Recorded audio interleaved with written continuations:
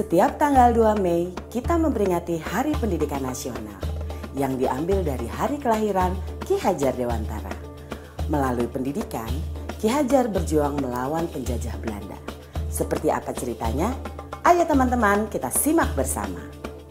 Ki Hajar Dewantara terlahir dengan nama Raden Mas Suwardi Suryaningrat pada tanggal 2 Mei 1889. Ia dibesarkan dalam lingkungan Keraton Pakualam di Yogyakarta. Ki Hajar sempat kuliah di Stovia atau Sekolah Dokter Pribumi. Kemudian ia bekerja sebagai wartawan di koran seperti Utusan Hindia dan Kaum Muda. Sejak muda, Ki Hajar berani menentang pemerintah kolonial Belanda. Bersama Daus Dekker dan Cipto Mangunkusumo, ia mendirikan Indis Partij pada tahun 1912 yang bertujuan mencapai Indonesia merdeka. Akibat kritiknya pada pemerintah Belanda, dalam tulisan Seandainya Aku Seorang Belanda, Ki Hajar diasingkan ke Pulau Bangka. Daus Dekker dan Cipto Mangunkusumo membela sahabat mereka, sehingga akhirnya 3 serangkai ini diasingkan bersama-sama ke negeri Belanda. Masa pengasingan di Belanda dimanfaatkan Ki Hajar untuk mendalami dunia pendidikan dan pengajaran. Pada tahun 1919, Ki Hajar kembali ke tanah air dan terus mengkritik pemerintahan kolonial Belanda lewat tulisan-tulisannya. Akibatnya, ia pun sering keluar masuk penjara. Tanggal 3 Juli 1922, Ki Hajar mendirikan Lembaga Pendidikan Taman Siswa di Yogyakarta.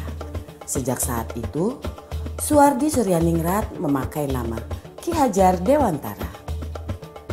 Anak-anak dari semua kalangan, baik ningrat maupun rakyat biasa, bisa bersekolah di Taman Siswa.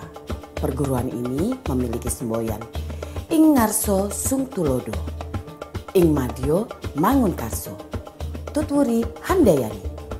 Artinya, di depan memberi contoh, di tengah membangun semangat, dan di belakang memberi dorongan. Prinsip ini berlaku untuk semua pamong atau guru dan murid di Taman Siswa. Setelah Indonesia merdeka, Presiden Soekarno mengangkat Ki Hajar sebagai Menteri Pendidikan pertama. Semboyan Tutwuri Handayani pun hingga kini tetap dipakai dalam dunia pendidikan Indonesia. Bapak Ibu calon guru penggerak telah menyimak video profil sejarah Bapak Pendidikan Nasional kita Ki Hajar Dewantara.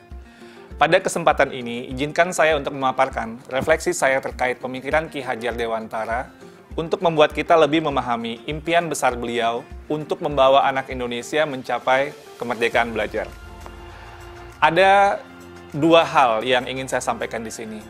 Pertama, beliau berkata bahwa pendidikan adalah tempat persemaian benih-benih kebudayaan.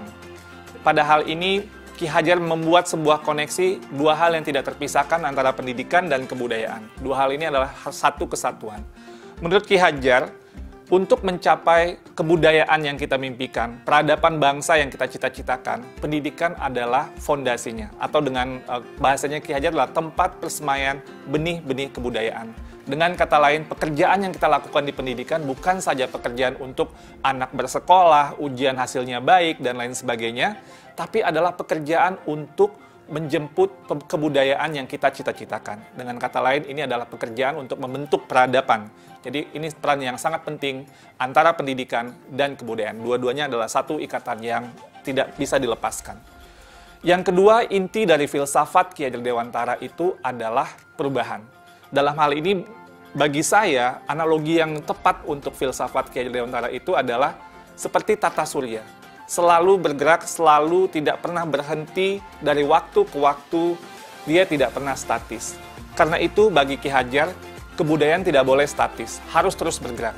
Dalam upaya pemeliharaan kebudayaan, bagi Ki Hajar, itu harus terus bergerak sesuai dengan kodrat alam dan kodrat zamannya. Jika kebudayaan itu terisolasi, kebudayaan itu akan menuju kehancuran. Pendidikan pun juga sama, tidak boleh statis. Pendidikan harus terus berubah, menjawab tuntutan zamannya. Karena sepertinya kalau dalam tata surya itu, kalau Bapak Ibu bayangkan, kalau planet itu berhenti bergerak statis dia, itu akan terjadi sebuah chaos, sebuah kekacauan. Dan itulah yang dilihat oleh Ki Hajar bahwa semuanya itu harus terus bergerak dan bergerak, tidak pernah berhenti. Artinya perubahan adalah hal yang kekal, yang harus terus terjadi. Selanjutnya, planet-planet itu pun dalam tata surya tidak ada yang sama. Di sini terlihat keberagaman. Ada planet Merkurius, ada planet Venus, ada Bumi, ada Mars, dan seterusnya. Dalam melihat planet-planet ini, inilah yang kita juga lihat dalam kebudayaan dan pendidikan. Dalam kebudayaan menurut Ki Hajar tidak ada yang sama. Ada kebudayaan yang mungkin seperti Mars, ada seperti Bumi gitu ya, tapi tidak bisa disamakan. Ketika kita melakukan pertukaran kebudayaan, itu bukan untuk menyamakan semuanya, tapi untuk menguatkan identitas dari masing-masing kebudayaan. Dan kebudayaan itu terus berputar dan terus berputar kepada sumbu yang sama. Dan dalam filosofi Ki Hajar, sumbunya ini atau di mana semua planet itu bersumbu itu adalah nilai-nilai kemanusiaan. Dan ini yang menjadi hal yang esensi dari semua kebudayaan, dimanapun kebudayaan itu berada. Baik itu kebudayaan di Indonesia yang beragam maupun kebudayaan dunia yang juga sangat beragam. Esensinya menurut Ki Hajar adalah nilai-nilai kemanusiaan. Pendidikan pun juga sama. Anak tidak pernah ada yang sama. Dua anak kembar itu tidak pernah sama persis, bahkan kembar siam sekalipun. Fitrah dari penciptaan dari Yang Maha Kuasa itu adalah keberagaman. Menurut Ki Hajar, biarkanlah anak-anak itu memiliki keunikannya sendiri-sendiri. Ibarat planet-planet tadi, mereka bergerak dengan kecepatannya sendiri-sendiri. Kalau Bapak Ibu lihat di tata surya, Merkurius itu berputar sangat cepat, sementara mungkin planet Jupiter itu agak lambat berputarnya. Dan ini mereka juga berputar dengan kecepatannya sendiri-sendiri sesuai dengan orbitnya masing-masing. Masing-masing punya cerita di dalam planet yang berbeda-beda. Jadi tidak bisa dipaksakan Bumi itu harus menjadi seperti Saturnus atau Neptunus itu menjadi Merkurius. Semua ada orbitnya masing-masing, semua bergerak pada sumbu yang sudah diatur dan menghamba pada nilai yang sama, yaitu nilai-nilai kemanusiaan. Nah, lalu apa yang kemudian menjadi relevansi pemikiran-pemikiran Ki Hajar Dewantara terhadap transformasi pendidikan yang sedang kita lakukan sekarang? Filosofi Ki Hajar adalah filosofi tentang perubahan, dan dalam hal ini ada 3 kerangka perubahan Ki Hajar Dewantara. Yang pertama adalah kodrat keadaan. Dalam melakukan perubahan, kita harus melihat kodrat keadaan yang terbagi 2. Pertama, kodrat alam, yang kedua, kodrat zaman. Kodrat alam itu adalah terkait dengan alam tempat di mana masyarakat itu berada. Seperti yang digambarkan oleh Ki Hajar, kalau alamnya daerah pertanian itu berbeda dengan daerah pegunungan atau daerah pantai. Yang 2 musim itu berbeda dengan 4 musim dan seterusnya. Ki Hajar bercerita bahwa kalau orang Belanda melihat orang Indonesia itu boros, karena orang Indonesia alamnya sangat ramah sekali. Jadi tidak pernah mungkin berpikir untuk masa depan yang terlalu jauh, karena alamnya selalu menyediakannya. Sedangkan orang Indonesia melihat Belanda itu pelit. Tapi ini Belanda dibentuk oleh alamnya juga, karena dia harus hidup 4 musim, dia harus berhemat, karena nanti ketika datang musim dingin, tidak bisa lagi tumbuh atau pertanian tidak bisa bergerak. Jadi ini kodrat alam yang membentuk sebuah kebudayaan, kebiasaan sebuah masyarakat. Nah, lalu juga ada kodrat zaman, bagian kedua dari kodrat keadaan. Kodrat zaman ini berarti bahwa walaupun alamnya sama, seperti daerah Bandung atau daerah Semarang dan lain sebagainya, itu tidak pernah sama dari waktu ke waktu. Jakarta tahun 1950 berbeda dengan Jakarta tahun 2020 dan akan berbeda dengan Jakarta 2050 dan seterusnya. Masing-masing zaman itu memiliki tantangannya sendiri-sendiri. Pada saat ini tantangan kita adalah bagaimana menjawab revolusi industri 4.0 dan sebagainya. Percepatan revolusi teknologi ini sangat luar biasa dan ini merupakan tantangan yang pada zaman ini sedang kita hadapi. Lalu yang kedua adalah prinsip melakukan perubahan. Kalau tadi kodrat keadaan, yang kedua ini prinsip melakukan perubahan. Di sini ada yang namanya azas trikon, kontinuitas, konvergensi, dan konsentris. Dalam melakukan perubahan, menurut Ki Hajar, kita harus melakukan sebuah dialog kritis dengan sejarah kita. Kita harus menjaga nilai utama dari masyarakat kita.